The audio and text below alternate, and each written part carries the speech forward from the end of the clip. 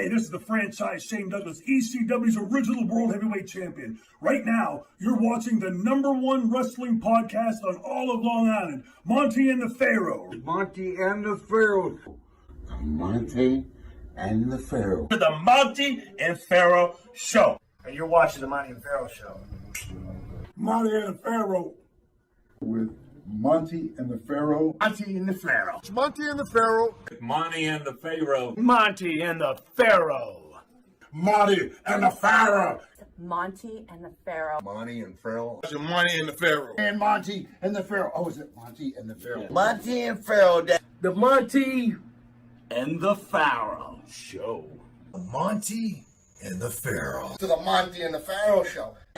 And it's Monty and the Pharaoh, baby. Monty and the Pharaoh. With Monty and the Pharaoh. Monty and the Pharaoh. Oh, what a run. Monty and the Pharaoh. Monty and the Pharaoh. Hey, cut music. When you want the best in professional wrestling, Long Island, there's only one place you're going to get it, right here. Monty and the Pharaoh. Now that's not just the coolest, and that's not just the best. That, my friends, is just incredible. Monty and the Pharaoh.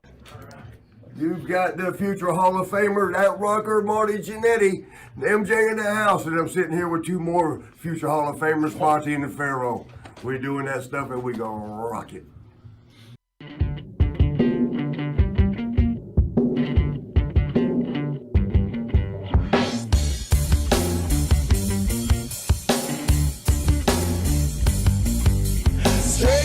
Straight to the top. We're living this life, not just dreaming it, we're doing it for real. Straight to the top. Working hard every day just to live out that tower.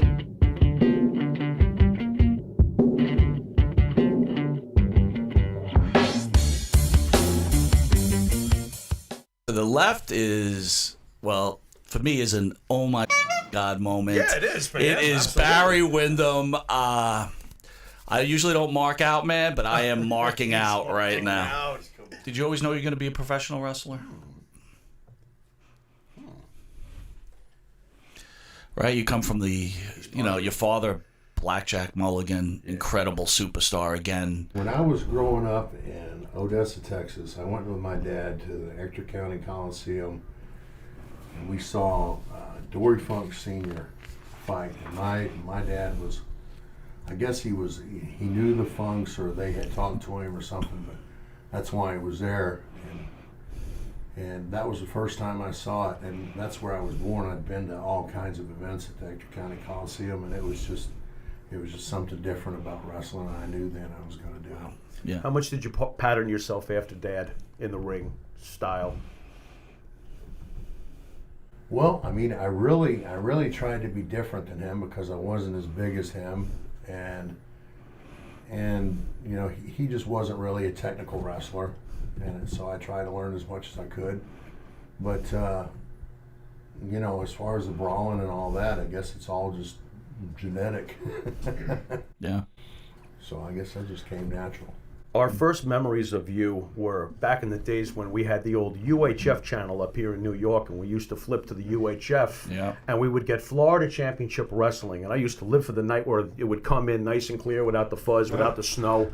But hey, it's the truth though. This was the early 80s, and here we were on UHF, and we lived in New York, and we wanted our Barry Windham. This is where we first saw you. So I wanted to ask you, can you tell us your memories of Gordon Solie? And do you feel like he's the greatest announcer of all time? Because many say he is. Gordon was all alone by himself as far as announcer. I mean, he did so much, and he was just one of the, as far as I remember, as far as television, he was a real barnstormer or a trendsetter, but because he just just the way he talked, the way he described the matches, I've done it myself, hi, backdrop, you just can't forget, you just grew up with him. Was Solie like smoking cigarettes while he was announcing on the side when he wasn't on camera? He kept this is before the big gulp. He had like a 64-ounce stainless steel cup that was gin and water, and he kept a pack of cigarettes that he smoked and drank during the whole show. And then whenever he was on camera, he was there. And he was straight. Oh, yeah. That's hilarious. He came across as razor straight, too. Wow. But afterwards, he was blitzed.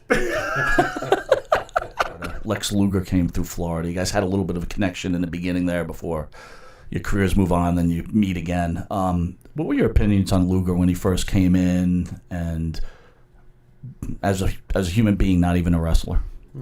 Well, when I was in Florida wrestling, it was 1985 or 86, I think, and Magnum had his wreck in Charlotte, and he was a real good friend of mine, so I went up there, and Dusty asked me if I'd come to work while I was there, because Magnum was out, and I said I would.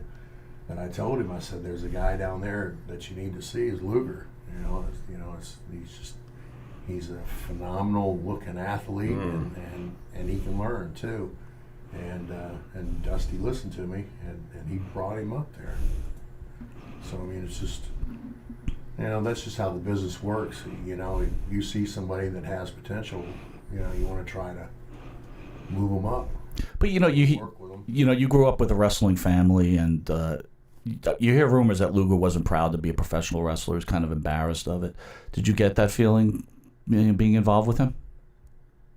Well, I was just with Luger last week, and he's such a different person now that, it's just... Does he get a bad rap? Even he admits, that he was that way. Okay. What did he call it? He called it flex time whenever he was being egotistical and whatever. He just called it flex time. And it was just something that he called it, and his wife knew what he meant, and his friends all knew what flex time was, and that was just how he was. But he just he's a different guy now. You get together with Mike Rotundo, and of course this team becomes insanely hot. How did you two get together?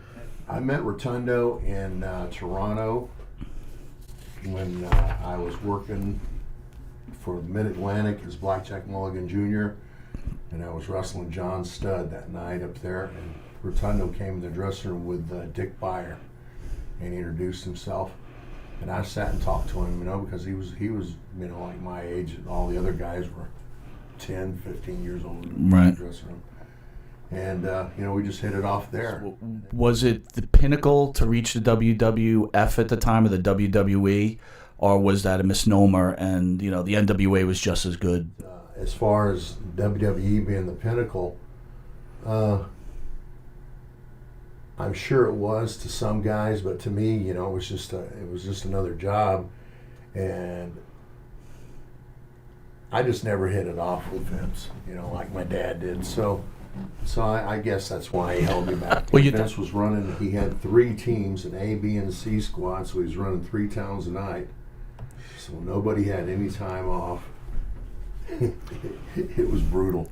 What was the issue yourself with Vince? Was he standoffish to you, or what was it about Vince that rubbed you the wrong way? I just never really hit it off with him. I just never had I always had a relationship with whoever I was working with, or the bookers, or the owners. Any thoughts on Murdoch and Adonis? Dickie was he was one of those talents that, he could have been world champion. He could have been anything he wanted to be, but he just screwed around all the time in the ring, and he was a true talent. So you didn't take it serious, is what you're saying? No. Did you ever have problems with Adonis at all, personally? I never had personal problems with him, but just not a nice guy. Hey, how you doing? Define Dick Murdoch not taking it seriously. What would he do in the ring that would be, Well, like he would take bumps and do like Curly and the Three Stooges.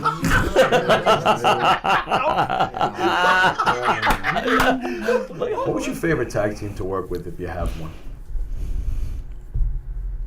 Favorite tag team to work with. Probably Arn and Tully, or the Rock and Roll Express. I mean, they were good. Man, everybody says Rock and Roll Express. They're just so easy to work with, and they sell everything. And Was working with the Iron Sheik hard? Was he high half the time when he was in the ring with you? Yeah, you're like, Mike, you take this one. I'm going to sit on the outside of the ropes. Barry the Windham. he would always find a room or a hallway in one of the buildings off by himself and go do Hindu squats. Hindu squats. While doing Hindu squats. That's pretty good. This is strange, though. I'm getting the sense you still felt safe in the ring with him. Sheik's just high and flinched, and he was doing his squats in the back. It's all good. You can dump me on my head. Well, I trust you. Usually he bickered so much with Nikolai back and forth. Oh, really? Oh, my really? God. So me and Rotunda would stand back and just look at him. And just laugh the whole time. That's hilarious. We have to look for this on the network. We have to. There was a spot that we did almost every night, and it was where Nikolai hooked my arms behind my back on the ropes, and Sheik would go and hit the opposite rope and come and hit me with a knee. Well, Nicky grabbed me, but when the Sheik was coming, he threw me away, and Sheik went over the top and he clipped the top rope. This is in Hershey, Pennsylvania. He clipped the top rope on his ankle and did like a 3 somersault and landed flat on his back. Ooh. And me and Rotundo and let's see, I think that Captain Lou was there because he was all over it. I mean, he was like, "Did you see that?" Let's talk about WrestleMania. Did you know what this was going to be when you experienced the first WrestleMania, or was it just another day of going into work? Or what was this like for you? No, I mean, it was really built up within the company.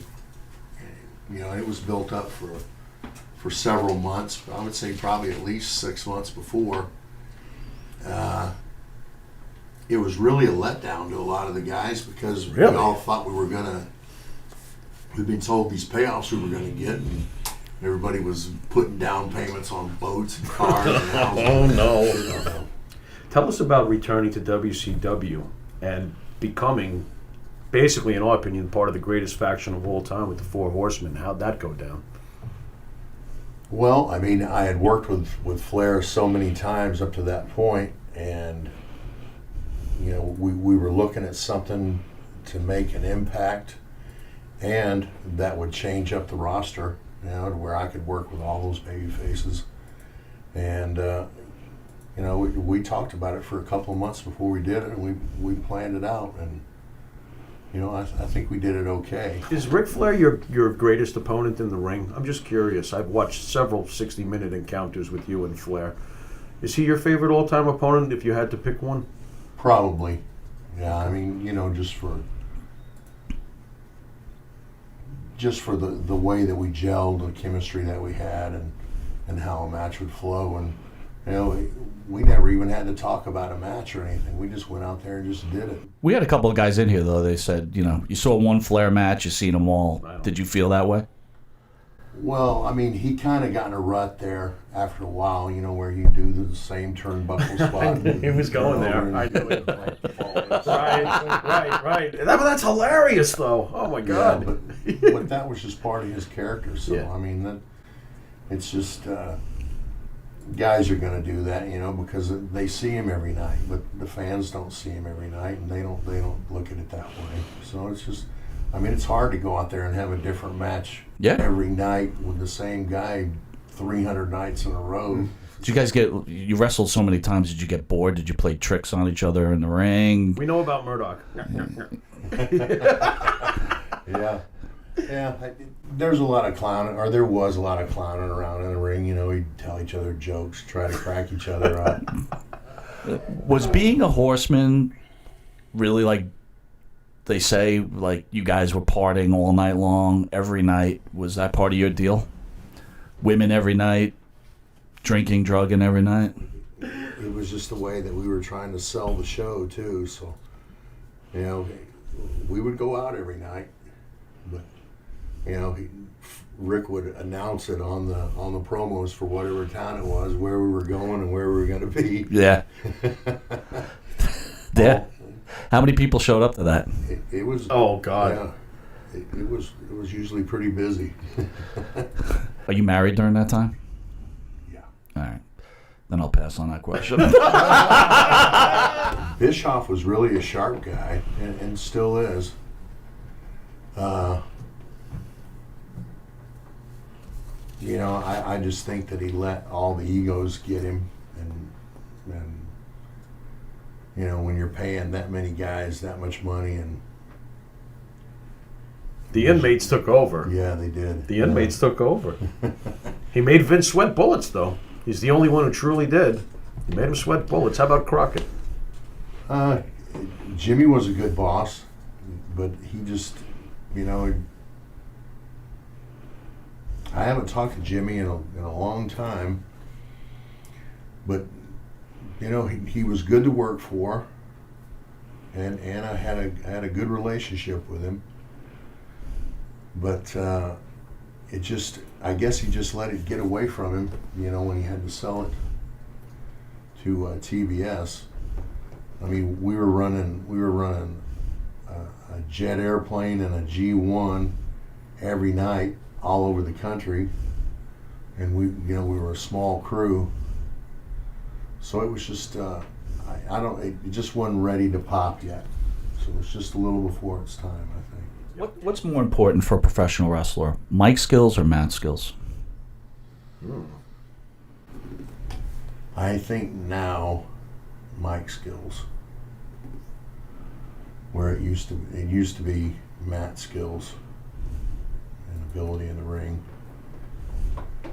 But if a guy can really talk good and sell himself, then you never really have to do that much in the ring. Windham is really a real creative mind, or Bray, and a lot of that stuff he can just come up with on his own. And he just I don't really think I was strong on the mic.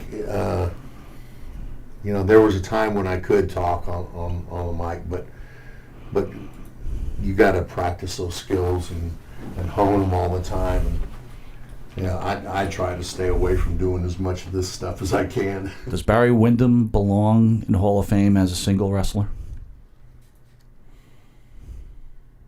Well, yes. I'm sorry. I couldn't sit there and let him ponder. Compared to the other guys that are in, I guess yes. I wanted to ask you about your match with the Great Mutad Super Brawl. Where do you rank that in your career? Thoughts on Mutad, too? I didn't really like the match. Really? And okay. A lot of fans that do. Muta really didn't want to, you know, he didn't want to drop the title. He didn't want to put me over. But, you know, it was just, I just know that he had a lot more in the tank that he gave that night. And it was hard pulling it out of him and trying to get him to do stuff. And that was just what I remember. You know? For you, it was very frustrating. I thought it was my night.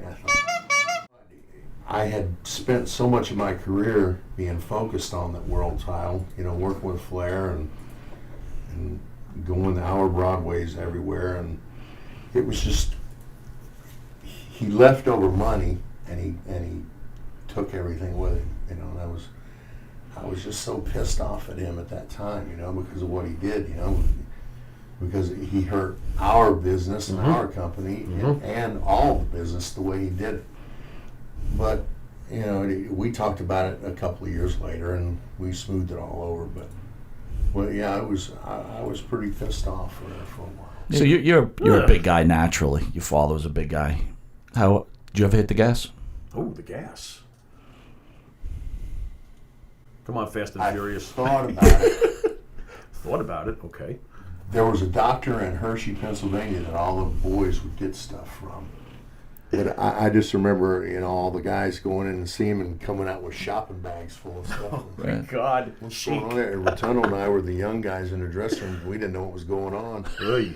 So we had to get somebody to turn us on to what was going on, and it took a while to do that. So many wrestlers, right, that have passed away. You know, you were with Kurt Hennig towards late in your career. Did you know Kurt had a major drug problem, or did he have a major drug problem?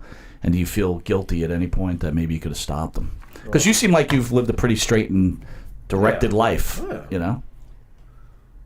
Well, I mean, I knew Kurt liked pills, and while I was around him, you know, with the West Texas Rednecks, he and Bobby would travel together, and they would get zoned out of their minds. But never when he was working. You know, he was never messed up when he was working. It was just always afterwards, and I don't know why. You know, I spent a lot of time with Kurt and talked to him about it. I guess his wife had been injured, and she was on pain medication, and he was too, and it was just a bad mix. When did you get the news that he passed away? I found out that day.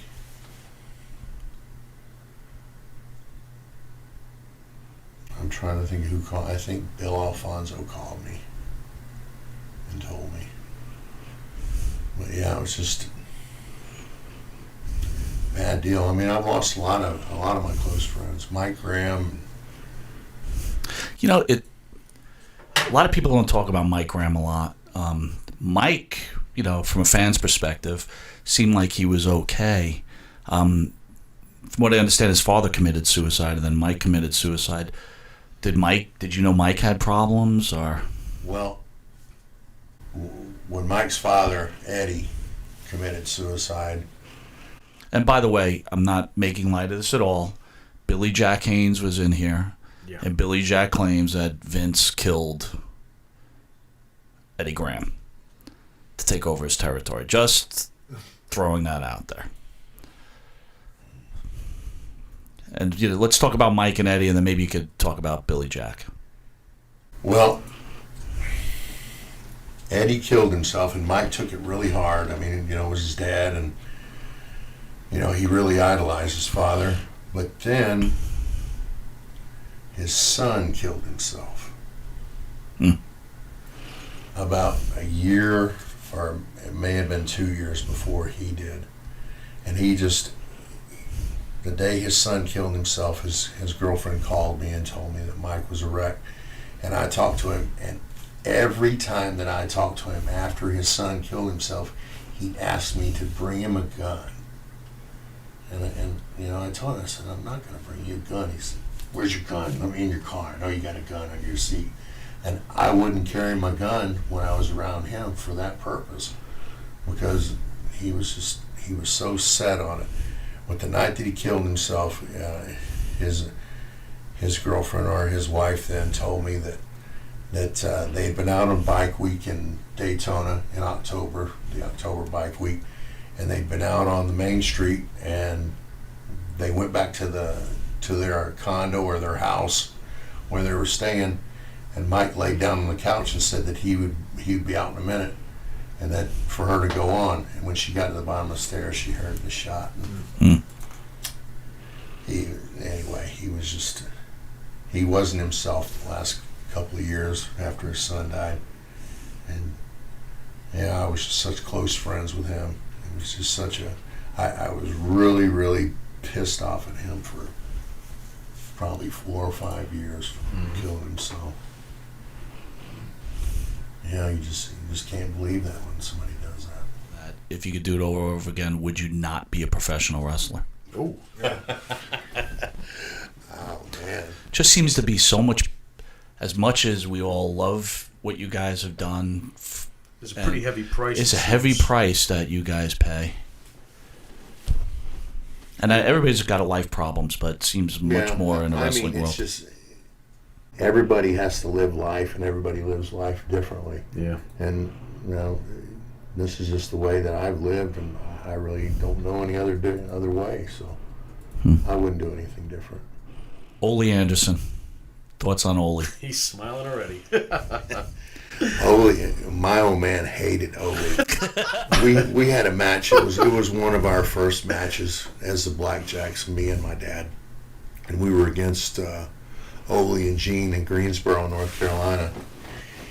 And I was selling, and evidently my old man didn't like the way I was selling, because I was selling too much, or he thought Ole was hitting me or whatever. he stomped into the ring and he punched Ole square in the face and knocked him out. Knocked him cold. Gene came and got me, brought me over to the corner. He said, just let him do their leave him alone. It'll be over with before you know it. Oh man, just over him, just pelting him, and then goes back and gets out of the ring, stands on the corner. Ole.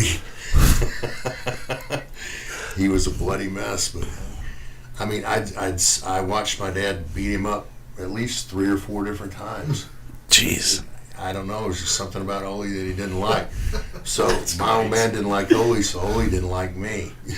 Do you feel that you surpassed your father's career? Ooh, interesting. No. Why not? No, I mean, well, I mean, I still wear his hat, you know. So it's just, it's just, I don't know if it's respect or love or what, but you know, he was my dad.